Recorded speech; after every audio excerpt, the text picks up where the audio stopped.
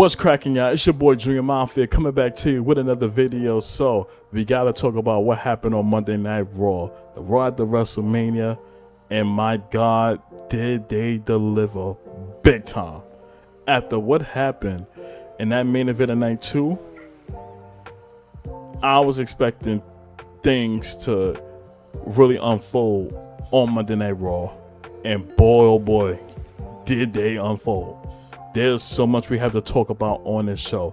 This may be a long video, so y'all make sure y'all buckle up and get ready, because there's some shit we gonna have to unpack right now. So without further ado, let's not waste no time and dive right into it. So we had John Cena kicking off the show and comes out to all black. No color music, no colors on the Titantron. None of that stuff. You just see pitch black with John Cena in white font. That's it. Similar to how it was at WrestleMania and whatnot. And he walking out there, and he literally has the title backwards, so you don't see the WWE logo. You only see it behind him and whatnot. And he walks there, and he gets in the ring, and you hear one of the announcers. I think his name was Mark Nash, I think. Y'all correct me in the chat, in the comments down below. And because Alicia Taylor took the night off. So when he gets to the ring, he hands him this piece of paper and tells him the way our announcer was disrespectful. And he pretty much announced John Cena as the 17th world title, the greatest of all time, and the whole nines and whatnot. And you know, as that's done, then you see Cena picks the mic up, and the crowd, granted, the crowd is cheering the whole entire time. You didn't hear no boos, you didn't hear no Cena suck, none of that stuff. The crowd was chanting for Cena, bottom line. And he picks up the mic, he says, "Winners make history." The same thing he told Cody Rhodes on that SmackDown before Mania. Then he said that with the fans, that you think because you can bully me on SmackDown, and then when I have gold around my waist and we're not, you can cheer, and I'm supposed to forgive you for that. And said that that's not it. That's a dysfunctional relationship. Then he points out one of the couples out there, tells the guy, he said, "Would you do that to your wife?" No, because that's a dysfunctional relationship. Then he brings up one of the parents with the child and said, "Would you do that to your child?" No, because that's a dysfunctional relationship. And then he said, "Even if y'all was in a good mood, I would still tell y'all to go to hell." So you can tell he's still healing it up, but the crowd don't care. They still cheering for Cena. So as that happening, he says, "Y'all owe me an apology." So then he brings up about how, you know, but surprisingly, the fans, when it comes down to the Raw at WrestleMania, y'all like to hijack the show. And to not see that happening, y'all just went completely soft. And then you hear the crowd saying, we apologize," all that stuff. Then you as it's happening, when he said that, he says, like, "I don't even care about y'all." Like, bottom line. Then you hear him calling him an asshole and stuff like that, and he clearly doesn't give a shit. He said, "For 25 years, y'all called me some of the most craziest things ever, and it still haven't broke me." And he said, "You think tonight, you know, when I come out here and I say my piece right now, that I'm supposed to fold under pressure? That I'm supposed to crack down to y'all? Like, absolutely not." And he's standing in ground with everything he's saying. So then now you start seeing the bird for bulls happening. And he's saying that none of that even matter anymore now. He says what matters is 36 days, or 27, excuse me. And he pointed at the Titantron. And he was counting down from the 36 dates, where he's going to be a part of WWE. Whether it's wrestling or just promos, regardless. So It's only 36 days. So he's talking about the European tour and whatnot. Then he brings up WrestleMania and so forth and so on. And he says when that that number hits 0, I'm done. You will not see me anymore. You won't see this title anymore now. Declared himself as the last real champion, and was saying that the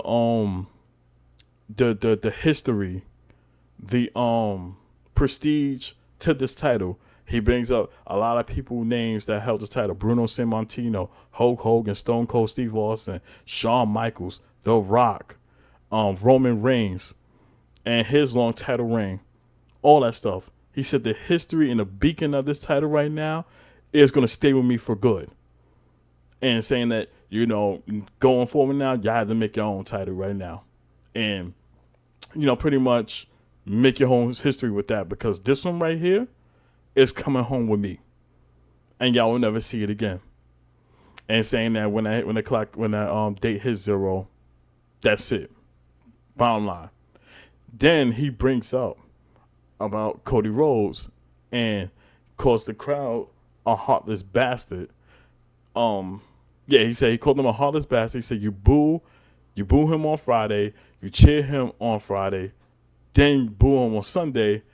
And I said his name, and the man we all put on our shoulders last year because he finished his story, now discuss you. That's what's wrong with this. And he made an interesting point. And just made it crystal clear. He says, I want everybody, pull your cameras out. I want y'all to pull your cameras out. Get a good look at this right now. And says, take a picture, record, don't matter. And he holds the title up and says, the last real champion is here. But as that's happening right now, from behind, you see Randy Orton just lurking around. And he's waiting for the right moment to strike Cena, and he turns him around, hits him with an RKO, and that whole arena went at an uproar. It was so beautiful. And now things sets up for most likely a match at Backlash. We're 2 weeks away from that. And I am so ready for that. This is what we've been waiting for, man. And I know they are going to deliver. And this is Randy Orton we're talking about. And we know the history between him and Cena. They're going to cook this match. And I'm excited. But that's a good way to set the tone for Monday Night Raw. And I was saying I hope everything follows suit with that. And yeah, it did. Because the next thing up, we had our rematch for the WWE Women's Tag Team Champions. Lyra Valkyria, Becky Lynch, your new Women's Tag Team Champions, taking on Raquel Rodriguez and Liv Morgan. And when this rematch happened, I thought they was going to do it at Backlash. And I was surprised. The match was very, very good. A lot of back and forth action and whatnot, as I expected. And the finish is what really shocked me, because it was this moment there where it was Lyra Valkyria and Liv Morgan, both the legal participants in the ring. And what it looks like it was about to be over when Liv Morgan tried to hit an Oblivion onto Lyra Valkyria, got countered, and Lyra Valkyria was trying to counter Liv Morgan as well, or try to hit her, but Raquel Rodriguez ended up absorbing the hit.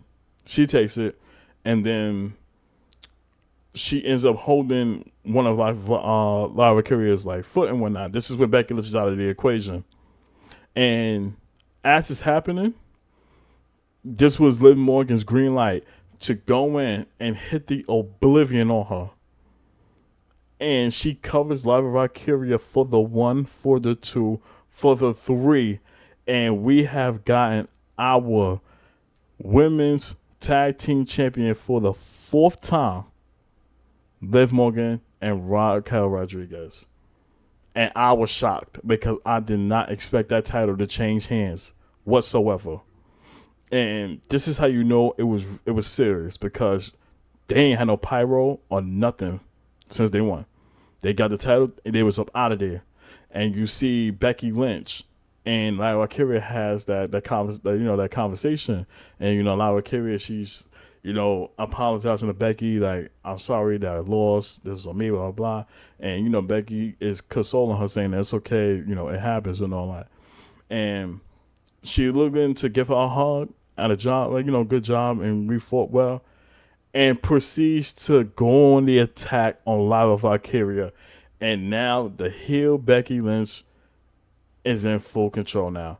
And she proceeds to pack up Lyra Valkyria, hitting her with a bunch of punches and all that. And then goes straight on to just doing the manhandle slam onto Lyra Valkyria, not once, not twice, but 3 times. And then when she about to leave, Val Cross said one more time, she goes right back in there, hits her with a 4th manhandle slam, and showcases her dominance. And with a heel Becky Lynch now, this makes things interesting, because now they're gonna have a fight down the line where the Women's Intercontinental Championship will be up for grabs. And I think Becky most likely is going to beat her for it. And then we'll probably have a feud between Becky and Bayley down the line too, because Bayley, she's going to look at who the fuck attacked her. That's bound to happen, so to speak. So I'm looking forward to that, but that was a banger as well. So we got back-to-back bangers. So now Raw is cooking at this point. Everything is flowing. So the next thing, we had New Day coming out there to celebrating their tag team victories. They victory over the War Raiders at WrestleMania and becoming the new World Tag Team Champions. So as that's happening, Alpha Academy music hits, and you see Maxine Dupree, telling Xavier and Kofi Kingston, that the Alpha Academy wants a match for the tag team titles, to where Xavier Woods says, like, y'all want to see a tag team championship match? And says, no. So then Maxine Dupree says, so like, you're ducking the challenge and whatnot, because y'all know for a fact y'all will lose, and that the last time that they fought the Alpha Academy, they lost to them in 60 seconds. And she basically called him a 1-minute man. And this was funny because you hear Pat McAfee in the background going dun, dun, dun, dun, dun, dun, to the Missy Elliott song 1 Minute Man, and I was crying because that was out of nowhere. And I'm like, how the fuck Pat know that? So that was a funny moment. So as that's happening, Xavier would say, what, screw it. Y'all want this match? Get a referee. Let's do this. So as we thought that was about to happen, it's just come pitch black. And I'm thinking, like, who's coming out? Is this crazy dark music that's hitting? And then we look on the Titantron, and it's the return of Rusev. And my God, this man is in tremendous shape. And he comes out there to a big pop. Like, it wasn't standing. So he's walking towards the ring and all that. New Day gets out because they like, nah, I ain't got nothing to do with this and all. And when it looked like he has attention on New Day, he turns around and goes on an attack mode on both Tozawa and Otis and packs up both of them. Packs up Tozawa, puts his attention on Otis, and he started staring down the New Day. And as it's happening, you see Tozawa going up on the top rope. And at this point, this was not going to end well. So he proceeds to turn around. Tozawa jumps off the top rope. He catches Tozawa in midair and flinked this man as if he was nobody. And then Otis trying to, match up one-on-one with him. And for a fact Rusev was going to get the upper hand. So that ends up happening. So Otis is just flat out. Then he stomps him multiple times in the back, and he locks in the accolade on him. And at this point, it's time for you to throw the X up for for Otis, and he's completely done. And you hear the Rusev Day chants going on. And at that moment, I thought he was going to be a heel, but he started embracing the crowd. So I'm like, so he's going to have a babyface role. And I'm fine with that. I love it. I think having a face turn of Rusev can't go wrong. Because, the crowd is definitely going to be, engaged with that. And he's going to be put over. So I'm looking forward to see what they have lined up for Rusev now that he's back in WWE. So I can't wait. Then we got to get to Io Sky. So she comes out into the ring embracing her victory over Rhea Ripley and Bianca Belair, and saying that she beat the best, and now I am the best and all, and just embracing the crowd, saying that I'm your women's world champion and whatnot. Then out of nowhere, we see Stephanie Vaquer from NXT, who was the NXT Women's Champion, come out there to confront Io. And in my opinion, I thought it was going to be a returning Asuka. I thought she was going to probably come back and, embrace Io and then potentially turn on her and whatnot and start the feud. I was wrong. And I happily admit it. I was wrong. So you see Stephanie Vaquer comes out there and she pretty much is giving a lot of respect to Io, giving her flowers and, congratulate her on the win and retaining her title. And said she has so much respect for her. Same way that Io got respect for Stephanie Vaquer. So they both went on and says, how about we have a match and, test each other's, strength to see who's going to be the better woman. So firsthand, Io was all in. And she was ready to set her challenge and say, get a referee out. Like, she's ready. And the crowd, they was hyped. I was hyped for this because I seen Stephanie Vaquer's work, and she can go in the ring and have somebody like her and Io to go at it, box office. So Adam Pearce comes out. He's the line like, no, we ain't going to be doing this, blah, blah, blah, blah. And you hear the crowd booing. But you see how much Stephanie and Io wanted this match so bad. So because of that, and they both agreed upon it, and you hear Adam Pearce say, want this match? He said, cool. It's on. Make it official. Get a referee. So they had the match, and this was so fucking good. There was counter after counters. They was feeling each other out, see who was going to crack first. So it was interesting, and they had a lot of good spots in that match too. Very interesting. And when we got towards the climax of it, when I thought we were gonna get a finish, in comes Roxanne Perez, who goes on the attack on, I believe it was Io. And then as Stephanie Vaquer is about to make a move on her, you see somebody in the other hoodie come out of nowhere, and it was Julia. And I'm like, yo, everybody in black hoodies nowadays now, you have to watch out for. So we see two surprise appearances from both Roxanne and Julia from NXT. So as they about to go on the attack to pack up both Io and Stephanie Vaquer, Rhea Ripley music hits. And now she's running with a sense of urgency and all that. And she goes in there, takes Roxanne Perez out the picture and all that. And then she turned her attention to Julia. And when it looks like she was about to attack her, Julia backed away and pretty much got out of the ring and all. And this is Rhea Ripley, who looks, I think her left eye, whatever the case may be, looks completely crazy. She goes, grabs the women's world championship, and let Io know that in due time, I'm coming back for this. Like, I'm gonna claim this as mine again. So I'm pretty sure we're gonna have another Rhea versus Io Sky down the line and whatnot. But this was very interesting. Another banger. So we're literally we're 4 for 4 now. Up until that Stephanie Vaquer versus Io Sky. And man, that was 5 for 5. So now I was excited. Then we had Jey Uso who was coming out next, and they did this emotional promo package for him, and I think that was so good. I said, watching that will make a grown man cry because that's how good, it, really is. And you see the grind and what Jay had to do to reach, the heights of a world champion.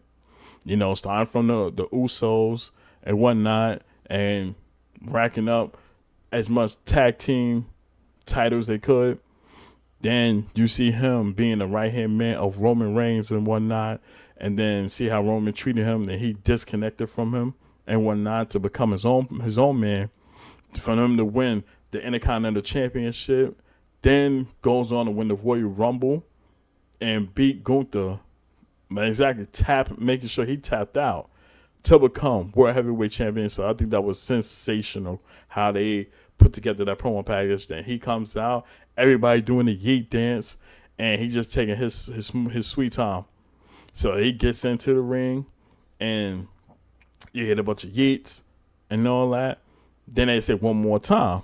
So he said, screw it, put everything down, got on top rope. He did the yeet dance with them again, and once that was done, then he picks up the mic and he pretty much was discussing about his victory, at WrestleMania against Gunther and make him tapped out. Then you hear the fans saying he tapped out. So, Jay is just embracing it all. And he's telling him that he's going to be a fighting champion. He's going to be a workhorse champion. And that he's going to be taking on challenges, whoever it is.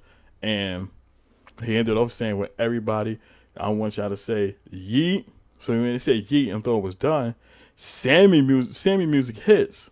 So the crowd is hyped up, ready to go, and he's excited. He gets into the ring, and he's just embracing Jay, and he's telling him that I'm so proud of you and all that. He said, I know everybody's seen me for 8 weeks and all that, especially after everything that happened. And he was saying that, to miss WrestleMania, it hurt him a lot. And he said, at one point, I wasn't even going to show up to Las Vegas. But he said, but because of you and winning the World Heavyweight Championship, I had to be here.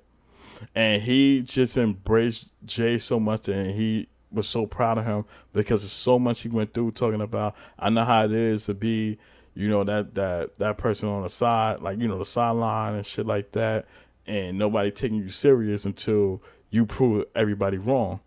And, he did that and was saying that now you're the World Heavyweight Champion, man, and nobody can tell you otherwise. And he just pretty much gave him his flowers and embraced him and all that too, and said that, we had to celebrate. So they on the turnbuckle celebrating and stuff like that, and having a good time. So as they hugging and they let the guy to hear, Jimmy music hits. So Jimmy comes out there, and they pretty much, it was like a reunion of when they was in the Bloodline together. So Jimmy's embracing both Jay and Sammy and all that. They do their handshakes in unison. Like, it was pretty damn dope, and it was a special moment. And, it was a very good time. So when they leave out, we come back from commercial break, and all of a sudden, you see Gunther by the announce table talking to Michael Cole and Pat McAfee, and he pretty much telling Michael Cole, if you got anything to say, just say it. Michael Cole said, listen, I'm just doing my job. I'm basically explaining about what happened at WrestleMania and, entitled to my own opinion. And he says, you tapped out. There's nothing else to say. You tapped out. And that's trying to strike the nerve to Gunther. And he said, all right, that's what we're saying right now. So he goes around to where Michael Cole stands up, and he's telling him, listen, I'm just doing my job. I can say what I say right now, and I'm calling what's going on in there. Like, everybody's entitled to their own opinion, and I'm going to call what I see right there and be truthful about it. So Gunther had enough. This man proceeds to grab Michael Cole up, like him up. And as this happened, you see Pat McAfee immediately go around there to aid on to Michael Cole. Michael standing his own though. So as it happening, you see Pat McAfee goes on the attack against Gunther, Actually, no, he had to go choke. He choked out Michael Cole. Then you see Pat McAfee goes on to the attack, and he's attacked Gunther. And then as that's happening, you see Adam Pearce and all the JAG security guards, everybody there to separate all of them. So they telling Pat to back away, go back to the announce table and all that. And you see Gunther still trying to get to Pat McAfee. And once Pat turned his back, that was the green light for Gunther to haul ass to him, grab him up, and put him in a sleeper hole. And when I tell you, the way Gunther locked that sleeper hole in and completely took out Pat McAfee, this man sent him up to yonder. Like, it was to the point where he had that hole locked in and was not letting go. Then you see Pat McAfee crew from the Pat McAfee show jump over the barricade to try to get to Gunther, to save Pat. But they're keeping him away and all that. Meanwhile, they're still trying to separate Gunther from Pat McAfee, but he still has that hole locked in. And now you see Pat McAfee pretty much passes out. So he packs him up, so to speak. And once he lets him go, they separate the two. You hear the fuck you, Gunther, all that stuff. And at this point, he's just on full crash out mode. And he doesn't give a damn who's in his way. If you disrespect him or bring up about him being tapping out the J, he's going to pack you up. That's the type of timing Gunther's on. So, down the line, he's going to see Jay again. And they're going to have another match. But he wanted to make a statement about anybody who disrespect him, especially telling him that he tapped out, you're going to get sent to the gulags. And that's exactly what he did to Pat McAfee. But that's how you know Pat was an OG for this one, to come to the aid of Michael Cole and pretty much sacrifice himself to make sure Michael Cole was good. Then you see after they separated and it was done, you see my Pat McAfee, he was better walk on his own power. But, Michael Cole was still checking on him, making sure he's good and all. And when they get backstage to monitor Pat McAfee, you see Adam Pearce telling Michael Cole, take the rest of the day off. He said, no, I'm not going to do that. He said, after what happened with Gunther, that was totally disrespectful and all that. And Michael Cole said, no, something needs to be, like, handled right now. Like, something has to give. Because what Gunther did was unprofessional. Like, you assault me and all that because I'm doing my job. I'm speaking my piece and all that stuff of what's going on. And you're going to verbally attack me because you didn't like what I say. And you had a piece that I'll deal with Gunther. Like, he going to be handling right now. He said, just please take the night off and go. And Michael Cole said, no. He said, just because he did what Gunther did to me and all that, that ain't going to stop me from doing my job. And he went back like an OG. Back to the announce table. This is when Joe Tessitore was filling in for Pat McAfee. So as he said that right there, and it cut back to Joe Tessitore, you see Michael Cole coming right back from backstage, and he's on the ramp, and the crowd is embracing him. They are chanting for Michael Cole. They doing the Michael Cole,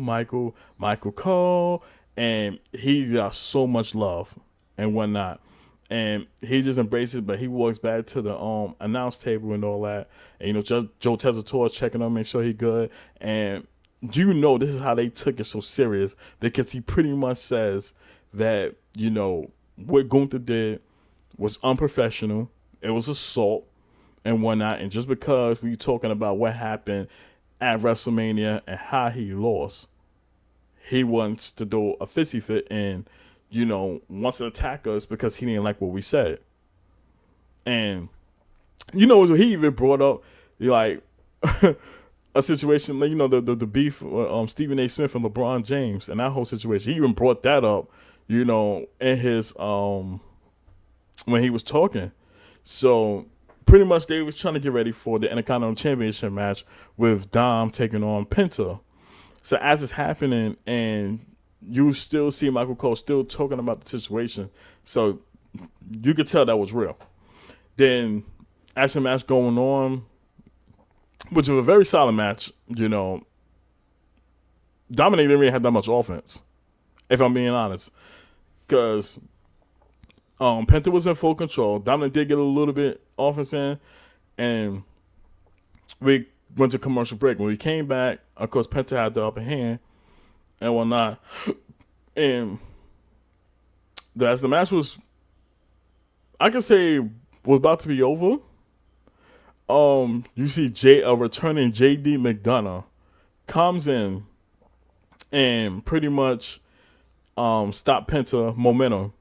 And Dominic will take advantage of that, which he did. And he hit Penta with the 619, then got up and did the frog splash and covers Penta for the 1, for the 2, for the 3. And I think this is the first time Penta got pinned in a singles match. You could correct me if I'm wrong, but I think this is the first time Penta got pinned and whatnot. So that was a shocker, to say the least, and whatnot. And he was definitely put over big time. The crowd was definitely, pro Dominic. Like, he got a lot of positive reaction out of that. And I wanted to bring this up because I didn't earlier, but backstage they had a segment with Judgment Day, and this is when after aftermath of when Liv and Raquel won the tag titles, and they come out with gold, and then you see Finn Balor works up with Dominic, and he has this mean look on his face, and Liv gets in the middle saying that, listen, I know how you feel right now, and Dominic won the title and all that, but he said this is a win for all of us. If he didn't win, you was gonna win. Vice versa. This is a W for both of us. When Finn Balor was about to do something, he smiles. He said, "Whatever happened in Vegas stays in Vegas." And he says, "I'm proud of you. Good job and all that. And I'm going to be in your corner in your match." So I meant to bring that up. But when JD McDonough come back and he pretty much helped out, what you would call it, Dominic to win. You can see the look on Finn Balor's face, and he just looks like disturbed and whatnot. He felt like the outcast, so to speak. So I wanted to bring that up because it definitely had, crossed my mind. Then through the whole duration of the show, you still see Michael Cole still asking for Pat McAfee health update and whatnot, and making sure he was good. So like the brotherhood between the two, man, it's just like this. They just locked in. Like, you cannot separate the two right there. Like, you can tell how much they really love each other. Like, no bullshit. So it goes to show you chemistry can go a long way and whatnot. And you see the love Michael Cole always has for Pat McAfee, vice versa. So he was, pretty much pointing that out through the whole duration of the show since that happened. Then we get to our main event that, oh my God, shocked the hell out of me. So we had Paul Heyman coming to the ring with Seth Rollins, especially after what happened in that triple threat match. So Seth comes out there in this yellow suit and all that, looking like a fucking banana. And you see Paul Heyman embrace him and all that. So they gets into the ring, and he does this thing where he had the mic and passes to Seth, similar to what he did when it came out of Roman Reigns. And Seth was singing that how he's a visionary, he is a revolutionary, how he is, he took the wise man from the Roman Reigns, how he took CM Punk's best friend and all that, and calls himself, the main event winner of the triple threat match, and saying that he's that guy now. So as that's happening, CM Punk music hits, and he didn't waste no time. Man taped up his hands and was running with a sense of urgency into the ring. And him and Seth Rollins had a battle of fisticuffs. So Punk got Seth to the corner and was punching and stomping him and all that stuff, and try to pack him up. Then he put his attention to Paul Heyman, and now he's looking to go and attack him. He's saying, and Paul Heyman's trying to say, listen, this is your fault. You try to put me against my tribal chief. No, and I couldn't pick no sides whatsoever and all that. And CM Punk ain't trying to hear all that. The man goes towards Paul Heyman, trying to get him, Then Seth Rollins takes advantage of the situation and proceeds to hit a curb stomp onto CM Punk. Then Paul Heyman grabs the mic and pretty much says, from this day forward to WrestleMania 42, you was looking at right now the reigning, defending, undisputed #1 guy in WWE, and that is Seth freaking Rollins. And he is embracing it. And it looked, the show was about to go off air, so I'm like, like, why is it cutting off through this time frame when Paul Heyman's talking? Little that we know, this is when things started to really ramp up, because you hear the OTC chants going on and Roman Reigns music hits, which shocked me because I truly believe after him losing to Seth Rollins, he was going to take his hiatus again. They proved me wrong. I think we're going to see Roman Reigns a whole lot more now at the WrestleMania, and I am here for it. This man comes out there and he has this mean look, and you know he means business. Runs with a sense of urgency into the ring, goes on a tear with Seth Rollins, and proceeds to spear him. So after he spears him, he put his attention to Paul Heyman. And at this point, Roman ain't doing no talking. Man's hit Paul Heyman with a Superman punch. That he gets in the corner, and he's charging up right now, ready to do the spear. And once that was about to happen, in comes somebody in a black hoodie, spears Roman Reigns. And when he revealed himself, it was Braun Breaker, which shocked the hell out of me because I did not see Braun Breaker being in this situation whatsoever.